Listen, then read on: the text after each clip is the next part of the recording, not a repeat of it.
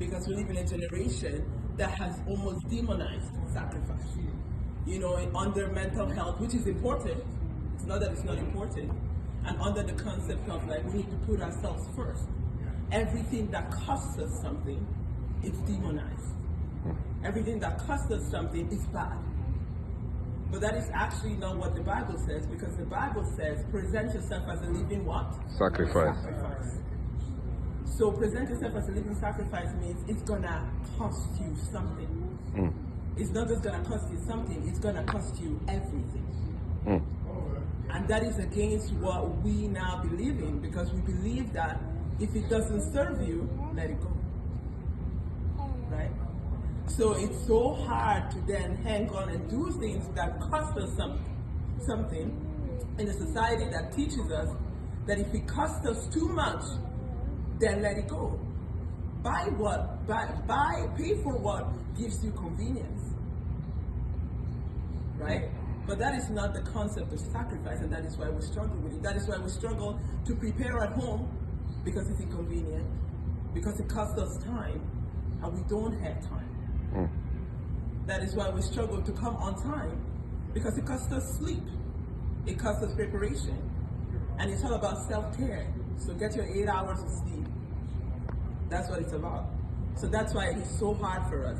But it's really against the biblical concept. See, David, like Mr. Francis said, I will not offer to the Lord anything which costs me, something that costs me nothing. Right? He had messed up, he needed to offer a sacrifice. He said, I will not give God something that costs me nothing. Moses, he was in a palace and stuff like that. He left the palace.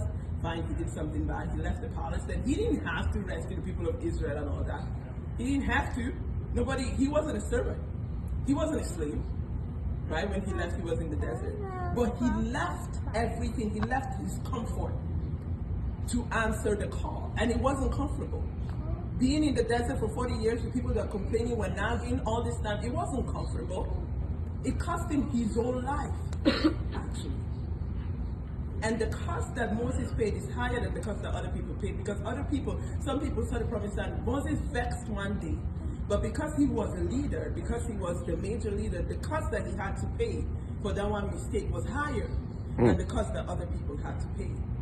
And that's the cost of being in leadership. That's the cost of being in a team that serves. It's not going to cost you what it costs the congregation. It's going to cost you more. So this morning I want to encourage you. I want to acknowledge that I know that burnout is real. I'm not here to say that burn yourself out, give more than what you can give. God never wants us to run on empty. Always give from what you have. So yes, fill yourself up. Yes, take care of yourself. Yes, that is all true. But service means that it means you're going to give up time. Means you're going to be tired sometimes. Means you're not going to feel like it.